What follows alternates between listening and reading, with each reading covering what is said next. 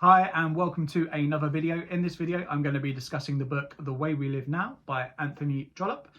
So this book is about 750 pages long and it took me about 2 weeks to read when working full-time, which isn't so bad, I think. It's taken me about 2 weeks. It's only my second ever Victorian novel that I've read, obviously the first one being Jane Eyre, which you know all about because you might have seen the previous video. This book is completely different to Jane Eyre, obviously. But this was the group read for Victober this year, which I just discovered this year, so I thought I'd give it a go. I started on the 12th of October, so I was quite behind, and now I've ended up finishing it before the end of the month anyway. Mainly because I couldn't put it down, but also because getting towards the end of October and Halloween, I wanted to read some of those short stories that I've got, some of the Victorian Gothic and also Victorian ghost stories that I've got, so I'll be doing a video on that at some point. But this video is about this book. Excuse me. So this book, so if you're new to Victorian literature, I'm not sure if I would completely recommend it unless you're a bit of a bookworm like me. So if you can persevere and keep going, then fine, go for it. But if you're someone who wants to kind of dip in and out of a book, maybe not the best choice for a first Victorian book. For me, it did start off quite dry. So the first sort of 7 or 8 chapters, I was starting to think, God, have I made the right choice here? Am I going to finish this book? It kind of flits every chapter between different sets of characters. So at the beginning, when you're unaware or unfamiliar with any characters, it'd be quite hard to follow. So you start with one character and one storyline, then you're going to another character and another plot, and then you're going again. The good thing is, as I say, it's 750 pages long, but there's 100 chapters, so you're probably averaging around 7 to 8 pages per chapter. So the chapters are quite short. So even though you are flitting between different characters, different plots, it goes quite quickly. So you're then back to a familiar character, a familiar plot, and it soon builds up. So about chapter 20-ish, I was kind of really getting into it. And by chapter 30, it was a proper page turner for me. And yeah, by chapter 50, I was having problems putting it down. I was having to start work. No, just another chapter, just get. But yeah, so I did really enjoy it. I'm not sure I would say 5 stars enjoy it, maybe 3.5 to 4 stars out of 5. So the plot, it's difficult because it doesn't really focus around one central character or even a few central characters. There seems to be quite a number of central characters in the book.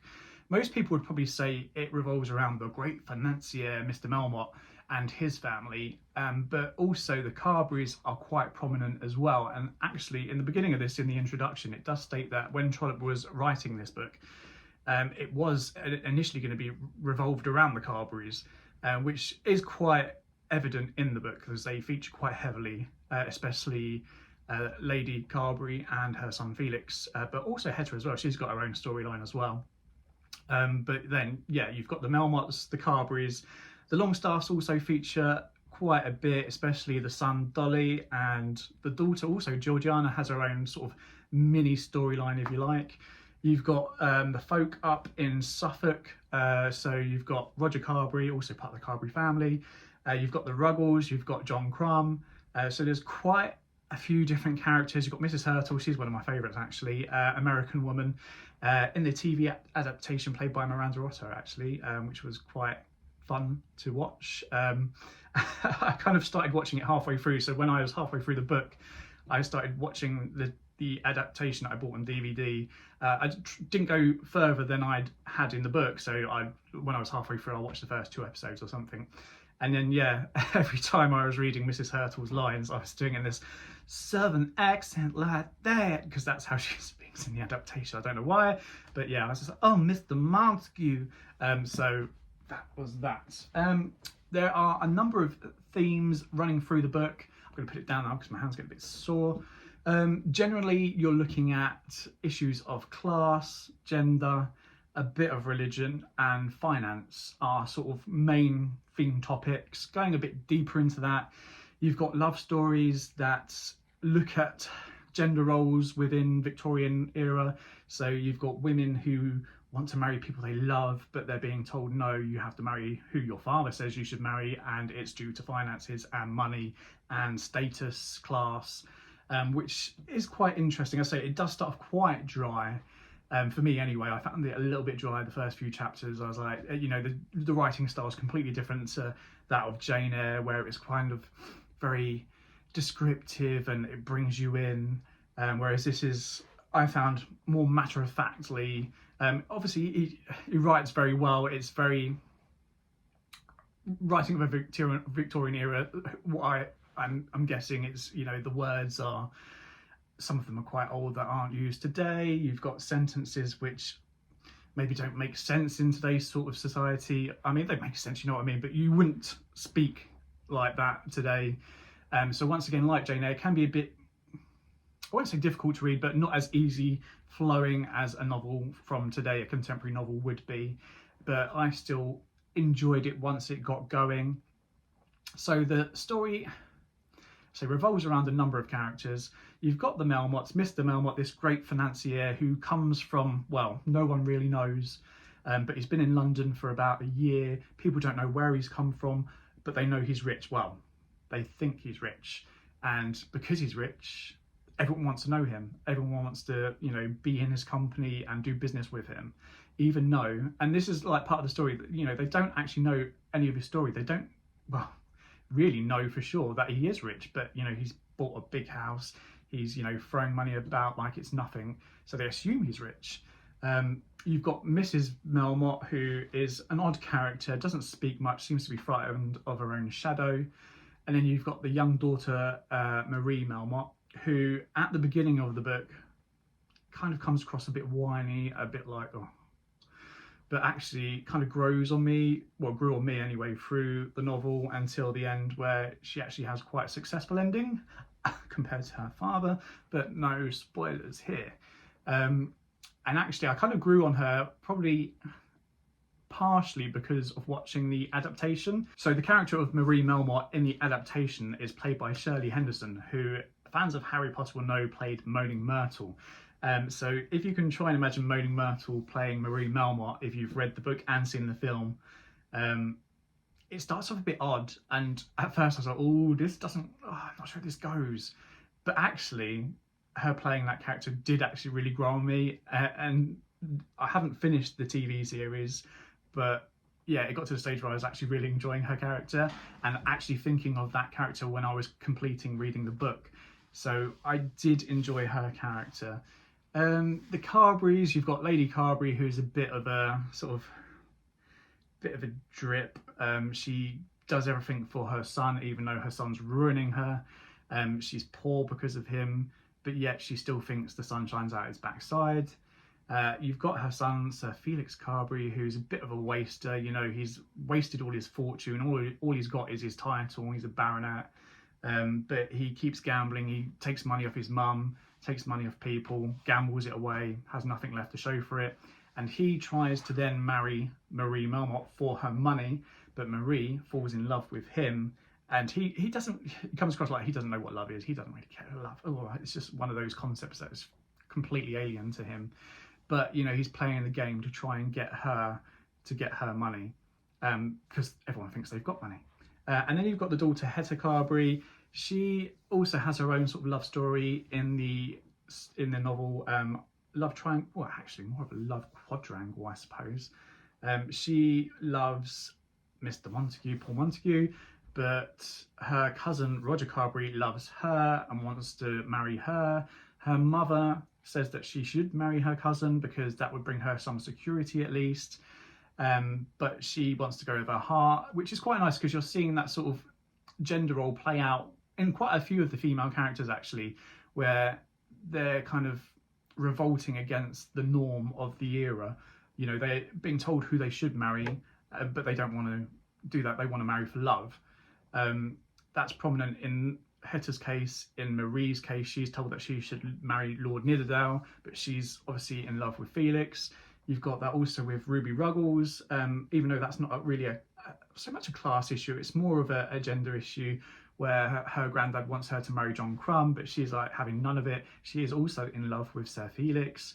And then you've got Mrs. Hurtle as well. Hers isn't so much anything to do with class, but it's very much interesting because she's an American. She's seen as more flamboyant. You know, she doesn't have to maybe abide by the rules that they have here in England. But she was engaged to be married to Mr. Montague, but she was a divorcee, and obviously that's kind of, or divorcee, is it? Kind of frowned upon in this country. Oh no, she's been married before. Oh no, can't touch that. And then you've got the issue of Georgiana Longstaff, who hasn't got married so far. She's getting on a bit. I think she's about 28, 29, so her time has kind of been and gone. And then she chooses to marry this older gentleman who happens to be a Jew. And then you see the issue of religion come through there, where her father is like, absolutely not. I don't care he's rich. I don't care that he's got a family. He's got kids. All I care about is he's a Jew and you're not marrying him. It's quite interesting to see the way Trollope deals with that, because I don't know if you could probably tell Trollope's thinking about that issue from reading the book, but you do see the argument that, well, actually in that day and age, you know, that Mr. Longstaff's views are quite old school. You know, actually Jewish people are accepted into business, and one of her friends actually ran off and married a Jewish man, and they came back and now are, you know, part of the high society in London, and no one bats an eyelid. So it's quite interesting to see that. You've also got another issue of religion, although from reading the introduction to the book, it was probably going to be more prominent than it actually features in the final novel. But the issue between Roger Carberry and there's a priest, a Catholic priest, and they have some interactions about, because Roger Carberry's Protestant, but he recognises the priest was from a wealthy family as a gentleman and is friendly to him because that's how he is. He, you know, is friendly to anyone, well, mostly people, but not Mr. Montague, but you'll find out if you read the book. So he accepts the priest going on at him about, you know, his religion is wrong and he should come over to Catholicism.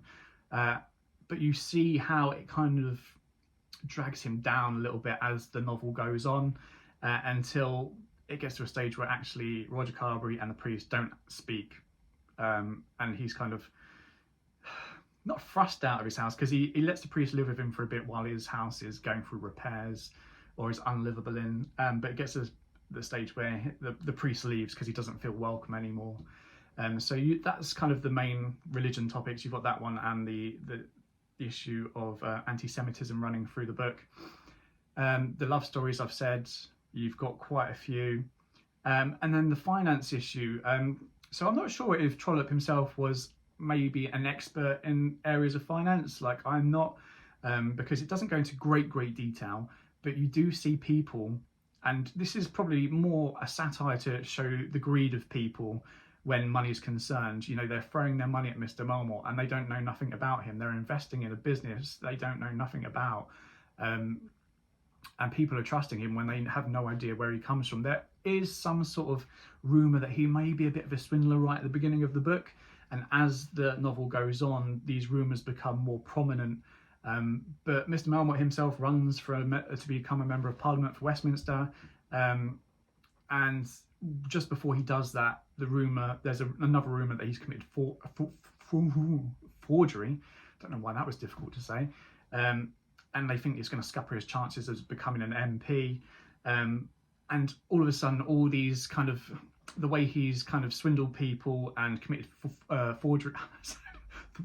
forgeries, kind of all gets too much for him. It gets on top of him. There is quite an unsuspected ending in that respect. I was hoping it would be a bit more grander, you know, considering it is built up, all these people have invested money, their lives are on the line for, you know, because of this man, Mr. Melmotte, and it just kind of, near the end, just fell a bit flat for me. So yeah, I really did enjoy the book, but the last sort of maybe 15 to 20 chapters, it kind of went from here to kind of a bit there. And yeah, the last 10 chapters are kind of spent just tying up loose ends, just telling you about everyone's story and, you know, how everyone else lived the way they live now, I guess. So that was a little bit disappointing. I was hoping there was going to be some major drama, people lost loads of money. I mean, it's kind of implied that some people may have lost some money, but you know, it's just, oh, well, it's one of those things, carry on.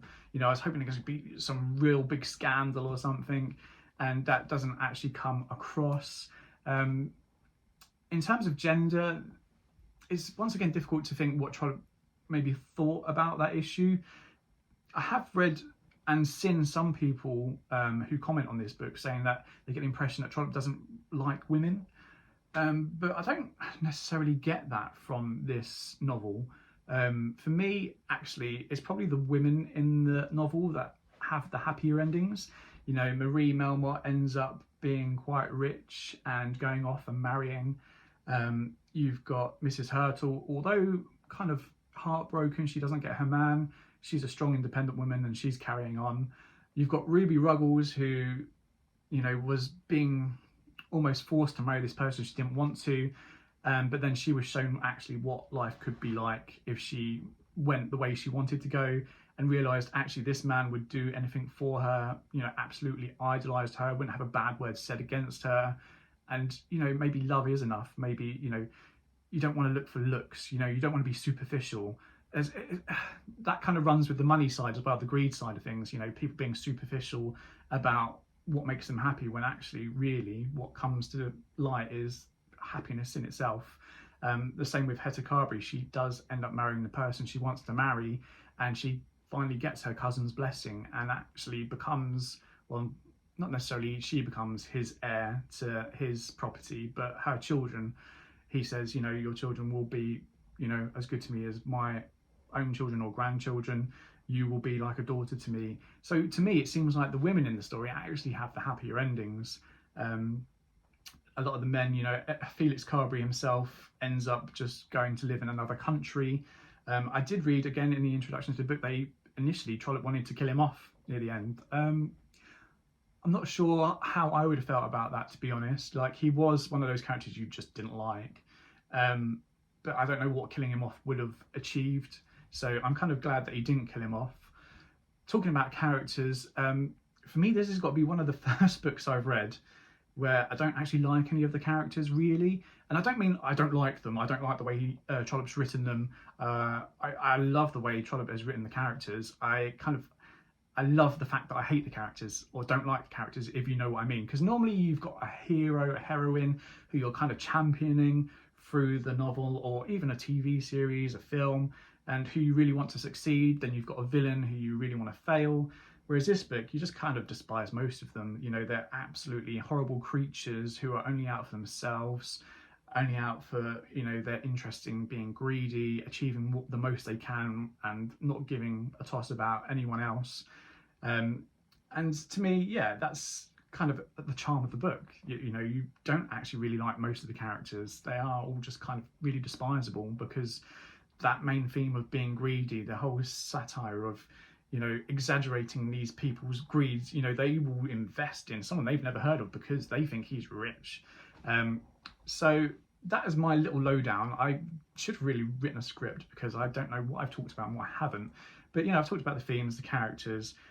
I really do enjoy it. I did enjoy it. I think I wouldn't have finished it in 2 weeks if I hadn't enjoyed it. Once again, as I said, I don't know if it's the ideal first novel for someone who's new to Victorian literature, but if you're a bit of a bookworm and love reading, then, you know, give it a go. It's different to anything I've read before. I don't think I've ever read a satire about sort of financial issues and greed and stuff like that. Obviously worlds away from Jane Eyre. But yeah, that is my little lowdown on The Way We Live Now by Anthony Trollope. Next, I'm going to probably read a few of the short stories from my Victorian ghost storybook and do a little video on that just for Halloween because, you know, why not? Also, where have I misplaced that book? So someone recommended to me in my last video, because I was talking about Victorian Gothic and horror and ghost stories, an author called Sheridan Le Fanu, and I found this.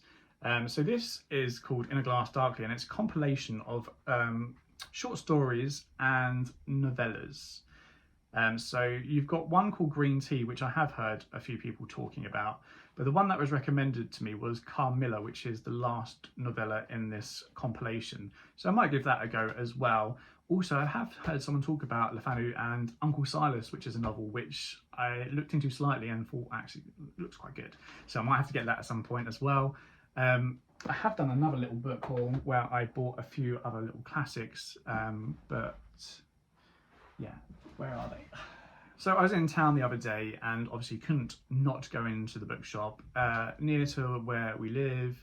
Where I went in Colchester, there's a lovely little local bookshop, independent bookshop called the Red Lion Bookshop or Bookstore. So I went in there, had a little look, and found Villette by Charlotte Bronte. Obviously loved Jane Eyre. I have talked about either getting Villette or Shirley. So I saw it, and it's because it's one of these Wordsworth ones, it was quite cheap. So I just thought, why not? So I've got that. I have heard sort of mixed reviews about Villette, but you know, I'll make up my own mind about that when I read it at some point. Also, I bought this. This was from that bookshop, that big one that I can't remember the name of now. Waterstones. So when I'd been into the independent one, I was like, right, that's it, because I bought a few non-Victorian books as well. And then I went into Waterstones and I was like, oh, I'll just have a little look. And then I just bought this because I thought, why not? George Eliot, Middlemarch. I have heard a few people talk about Middlemarch. Once again, mixed reviews. It's quite a bit of a thick one, but I thought, you know what? Add it to my collection. I haven't got any of George Eliot, and a lot of people seem to enjoy her writing, so I thought, why not? And then off topic, not Victorian literature based or classic based at all.